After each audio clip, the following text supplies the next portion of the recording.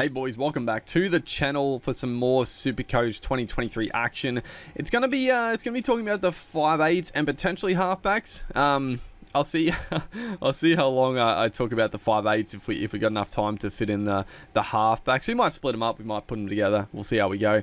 But I'm personally keen to have a deeper look in the 5'8" role as well, because at the moment, I'm thinking that I'm going to run Josh Schuster as my second 5'8", because, I mean, he's a must-have, but it's just a question of, do you run him in the second row or do you run him in the 5'8"? So we'll look to see if there's any other good cheapie potentials in the 5'8", or if you want to maybe run two more expensive guys, we'll have a gander. But we're starting out with the big boys, Cam Munster, Dylan Brown. Now, I got to be honest, I think Dylan Brown, I don't think he's a trap, because he's a really good base stat player, right? Like, he makes so many tackles. Like, he made, like, I don't know what his average was for the year, but I would constantly see him in the 20 plus tackle range. He runs it when he's playing well. He's running the footy a lot. And then he's got plenty of upside. I mean, he's got tackle breaking, offloading, and then the combo with Sean Lane on that left side was a killer last year. But I just think the Eels are going to be not as good this year, which I could be completely wrong. Obviously, they're losing Marnie, they're getting Josh Hodgson, so I've talked about Hodgson before being a bit of a ball hog, and I don't know, Marnie can have his faults, but he does give excellent service to his halves, and he runs it occasionally, but he just gives nice, clean, crisp footy to his halves. So I think they're gonna miss that a little bit. They're losing a couple of forwards as well, so I can't see myself going Brown. I had him the whole season last year. He was sensational for me. Actually, I might have traded him out like at the very end and picked up Burden for a bit of a pod, and he fucking let me down. Dylan Brown killed it in the last couple of weeks and absolutely broke my heart. But I had him from round one pretty much up until the end, and he was probably my best buy of the season. He was incredible. I think he started like 450, mid 400s, a bit higher. But yeah, I can't see myself going Brown to start the year. I just feel like the price tag is a little bit too much for Brown. Cam Munster, the way my team is shaping out, I can't afford to go Munster at the moment, but I talked about this when I was discussing the fullbacks, and I spoke on if Papenhuyzen is out, and it seems like Papenhuyzen isn't going to be ready for a fair bit to start the year.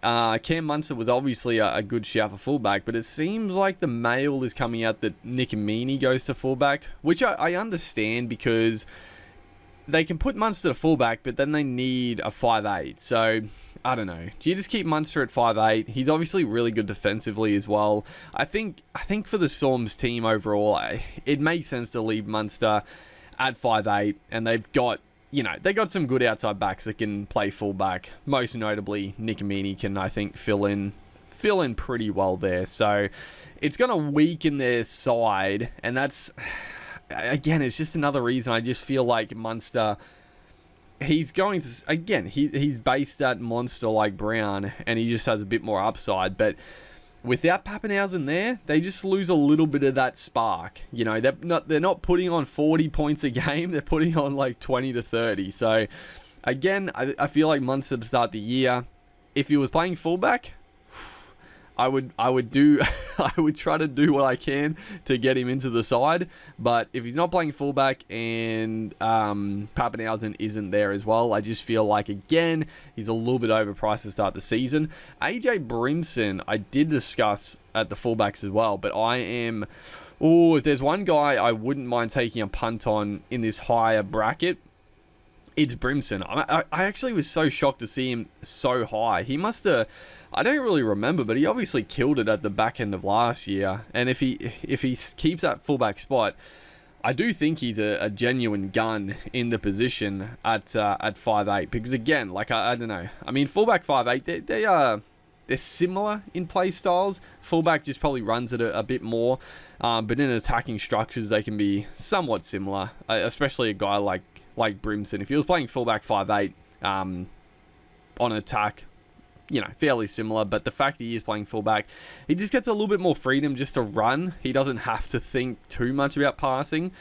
So I do like the Brimson pickup. Adam Dewey, I know he's probably, I think he's probably the most popular 5'8" option. I don't like it. I just feel like at the moment, if you saw my team, I do have Matt Burton. They're very similar price. They're similar. They're honestly pretty similar players. I think Dewey, I know Burton will be kicking. Will Dewey be kicking goals? I think so, right? Yeah, he'll probably be kicking goals as well. So they got a lot of similarities. I just feel like Burton has a bit more around him still. Like Dewey and the Tigers, obviously the pickup of Appy is brilliant, and the forward pack is very strong. So playing off the back of that is nice. But I don't know. I still feel like they lack a bit in the attacking department. So I don't see them scoring that many tries, if I'm being honest. And I don't know, Dewey, I do think he's a bit overrated as well. I think he's a touch overrated. And there is like, I don't know how plausible this is. I'd be a little shocked if they do it. But there was talk earlier in the preseason that he was training at centre. And I think Dane Laurie was at 6 and Charlie Staines was fullback, which would be fucking... Oh my god! If the Tigers actually ran out like that, I would lose it. I would absolutely lose it. But yeah, I don't know. I don't know. For some reason, I'm just not feeling Dewey to start the year. I think Burton is just a better pickup. I just feel like the Dogs have a bit more in them. I think Burton is a better footy player as well. And the Dogs, I think, will have more tries in them, so more goal kicks in general. Thomas Dearden, I wouldn't go anywhere near Dearden. I mean, he could come out and kill it again, but, you know, he doesn't goal kick. He doesn't really... I don't think he has quite the upside of a lot of the other guys. Again, he's good base stats. Like, he makes a lot of tackles. He's a good defender, but... if you're going this price, I mean, I even think Dewey's a better option. Cody Walker, I'm not going to go Cody Walker to start the season, but I even think Cody Walker is not a bad shout either to start the year as a bit of a pod, because he can go on hot spells. I know that people are saying that the Rabbitohs, they do have a pretty tough first month of footy, but I think Walker and Latrell Mitchell are pretty matchup proof. Like, their attack is just so slick that they're going to score tries. They're going to score tries, and Cody Walker and Mitchell are going to be the main pair on that. But I do think Cody Walker, I think he'll definitely lose some money, and you can pick him up. You know, he's always one of these guys that you can pick up sometime during the season for a very measly price, and then he will eventually go on a run. It's just a matter of if you can bring him in or not.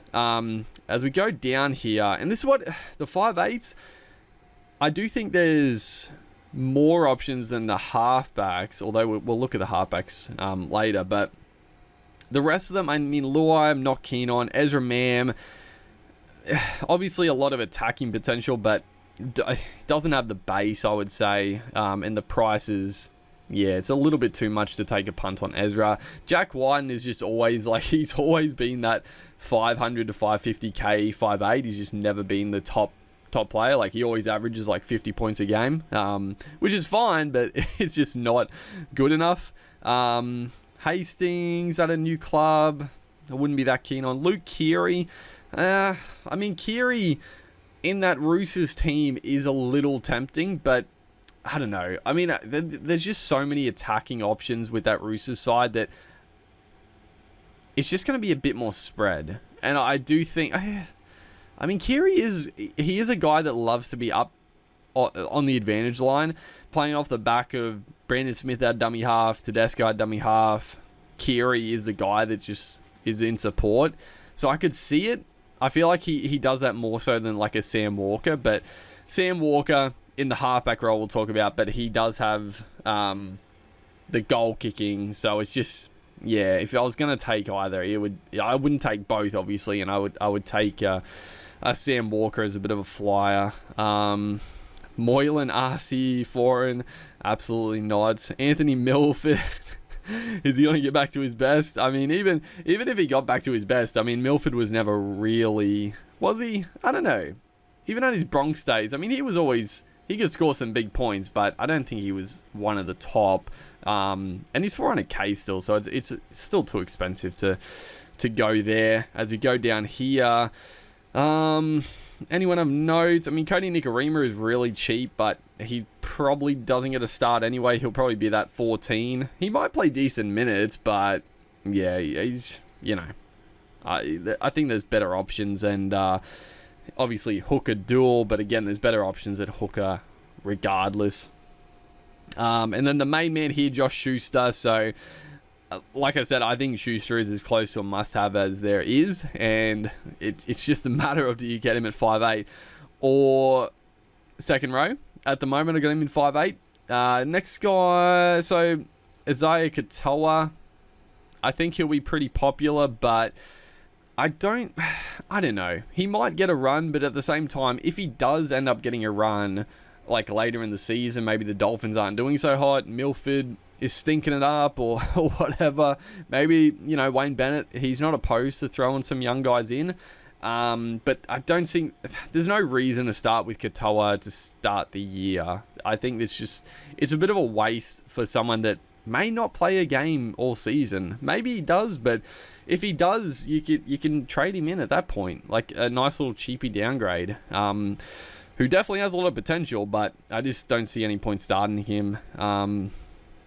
Unless somehow he jags a spot, which he could do. But yeah, that's pretty much it. There's no other real cheapies apart from Schuster, or maybe Nikorima, I guess.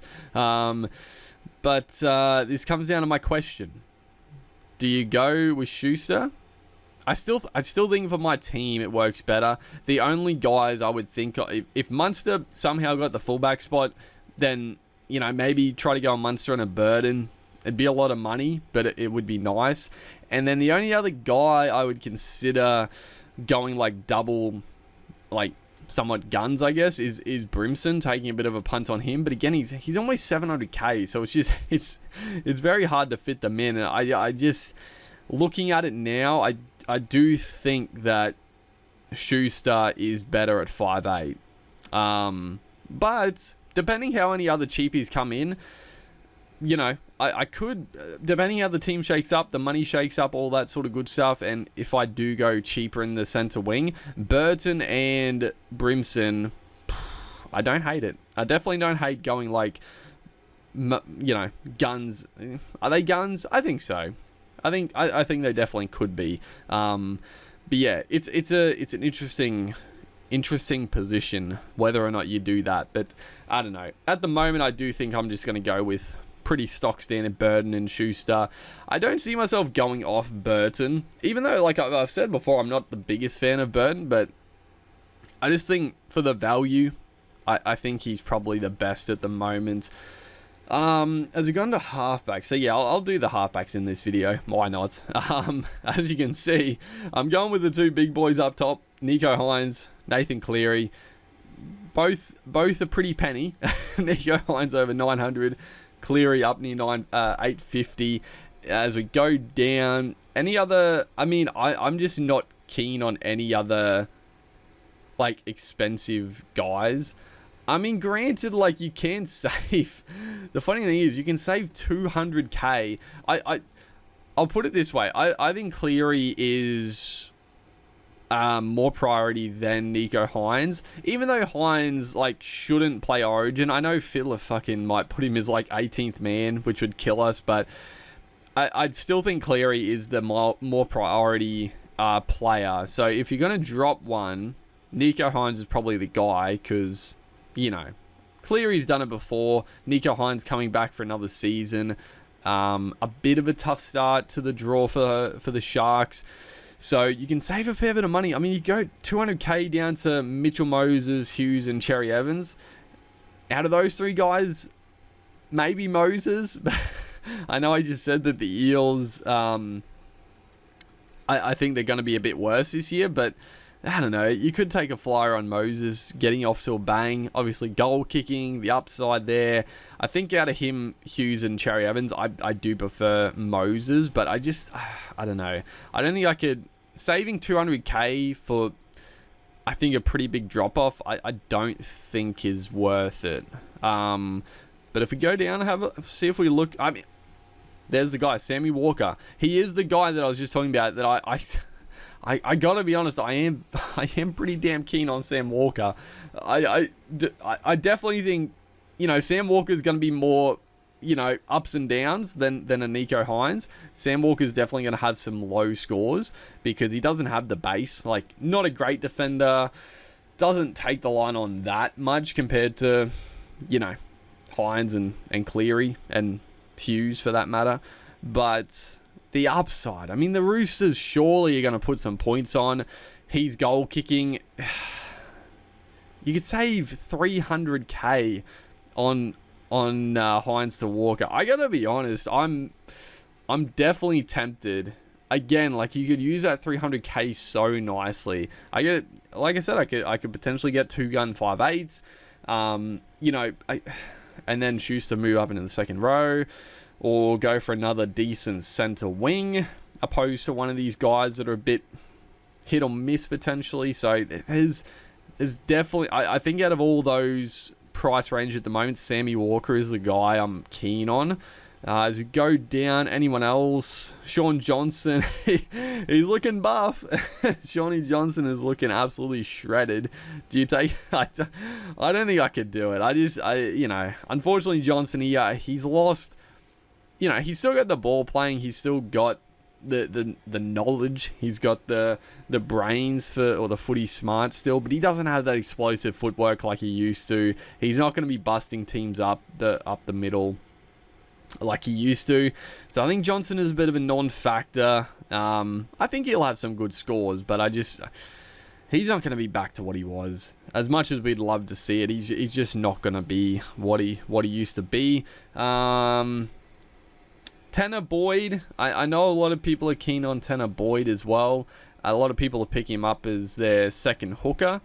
You get him as a second 5/8, a halfback, and that would save a hell of a lot of money. Oh, that would be a nice little downgrade. But I don't know. I talked about this before, and people were saying about his average when he played at starting half. I just don't. I think he's fine, but I would not be shocked if he gets dropped and they switch Brimson back into the halves, and Campbell, or maybe Campbell goes in the halves potentially, and Brimson stays at fullback. I just don't think Boyd is good enough to stay in the whole year. So I don't know. I don't think I'm going to take a punt on Boyd, because even if I don't know. I mean, yeah, he might average 50 at halfback. It's okay, but it's not great. Like, it's fine. He does have the goal kicking potentially.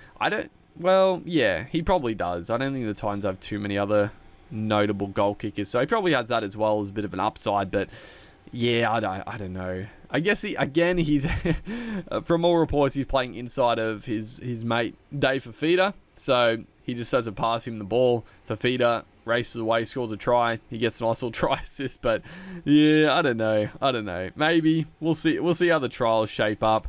And then anyone else? Any cheapies of note potentially? Doesn't look like it. Braden Trindle, good God, what a fall! I think the start of last year, Trindle was probably up around 500k. He was very expensive. Because I don't know, the year before you obviously played quite a bit, and he had a good average. Like when he starts, like he's got a good Supercoach game, and like, I don't know if the Sharks preview would go up before this video. It probably would have, but I still think Trindle in the halves with with Nico Hines is the better option. So I don't know, maybe, but I don't know, probably not. Katoa also halfback 5/8 dual potentially as a cheapie, but I don't know, halfback I wouldn't go a real cheapie. I think it's just better to go either a flyer on like a Walker, or even, you know, Moses, someone like that. Or you go the absolute 2 guns in the big boys. And then no other real cheapies of note that I can see. So yeah, I don't know. It's going to be hard for me not to go Nico Hines and Cleary, because I just think that I still think at the end of the season, Hines and Cleary, I would be a bit surprised if they're not the number 1 and number 2 scoring halfback options. So if you can afford to go them from the start of the year and not sweat, you know, having a trade and do whatnot with the halves. Obviously injuries and whatnot can happen, but you know, it'd be nice. But out of all the other options, I do like Sammy Walker. I do like Sam Walker quite a bit. So I could definitely see myself going Sam Walker, because if we look, oh, is this a projected? What are they projecting?